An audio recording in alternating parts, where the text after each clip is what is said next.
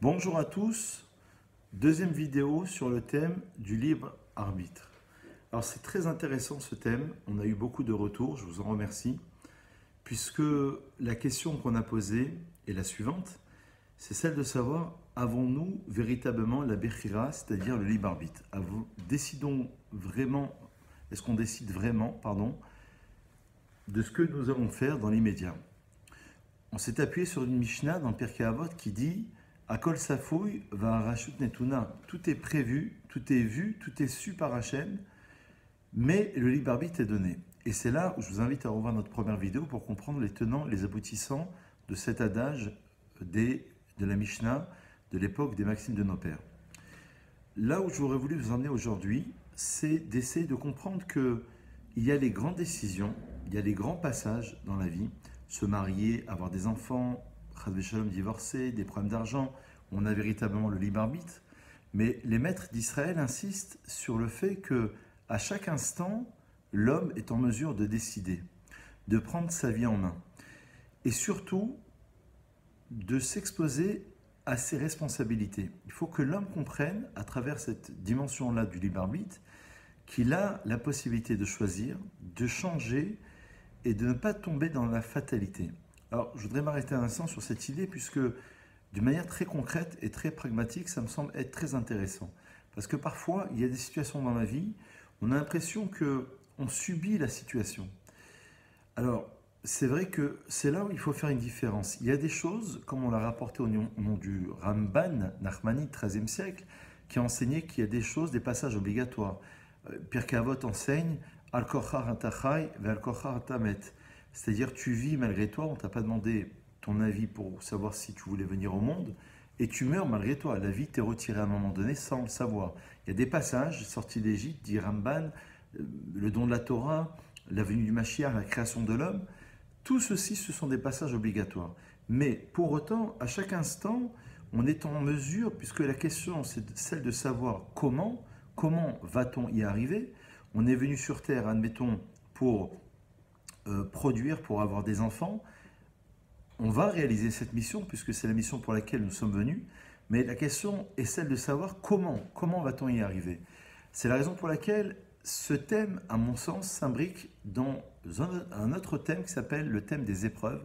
J'aurai l'occasion de vous en reparler, si Dieu veut, un peu plus longuement.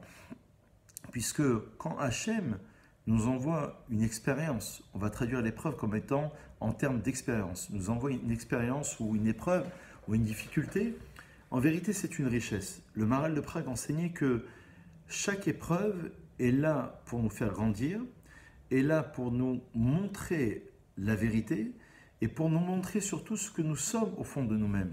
Donc, de deux choses l'une, soit on choisit le bon cheminement, et donc par nous-mêmes, on passe par une introspection, et là nous avons le libre arbitre.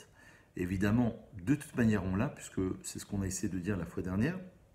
Soit, si l'homme ne saisit pas, les textes et les maîtres d'Israël enseignent que Dieu va nous emmener dans des circonstances telles que l'homme sera obligé de comprendre et de saisir par lui-même, à travers ces circonstances. Donc les circonstances, les expériences, les épreuves, les difficultés sont là pour nous faire grandir, pour nous faire saisir, d'arriver au bon choix.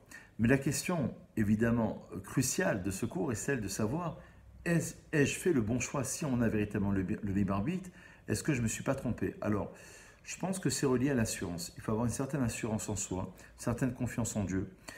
Et surtout, ne pas trop se retourner en arrière. Vous savez que la femme de Lot, suite à la destruction de la ville de Sodome, a été punie parce qu'elle s'est retournée.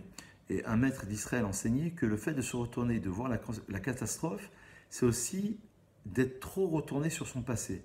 Parfois, il y a des gens qui ont du mal à évoluer, qui ont du mal à choisir, à faire les bons choix, parce qu'ils sont constamment tournés vers leur passé et ils ont du mal à considérer le présent et à évidemment penser l'avenir.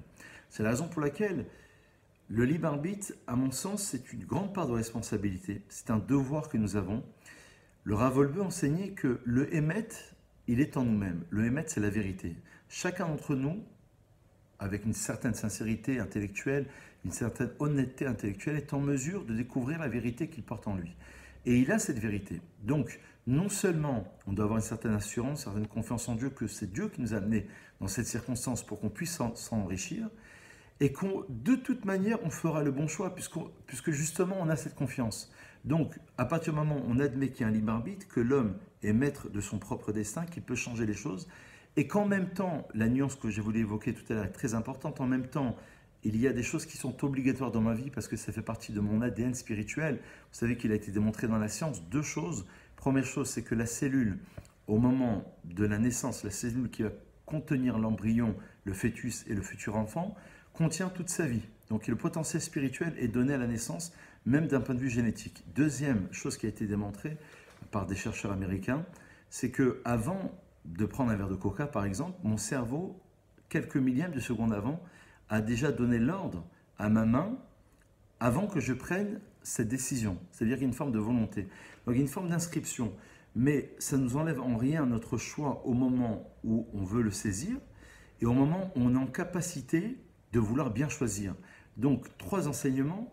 La vérité est en nous, on a le libre arbitre et on doit prendre la bonne mesure de notre responsabilité et surtout, toutes les conséquences qui vont avec ce genre de responsabilité. Et enfin, pour conclure, évidemment qu'on a la possibilité aussi de changer et de faire évoluer certaines choses, comme je l'ai expliqué la fois dernière, non pas par rapport à ce qui est essentiel dans ma vie, mais par rapport à ce qui est secondaire. Donc il va falloir faire un tri dans ma vie pour savoir ce qui est secondaire de ce qui est essentiel. Dans le secondaire, je pourrais changer certaines choses. Les Tosfot disent dans la Gemara que parfois, grâce à un srout gadol, grâce à un grand mérite, on peut changer une certaine partie de son destin. Et donc c'est là la complexité très intéressante, passionnante du libre arbitre. Bonne réflexion à vous tous, à très vite.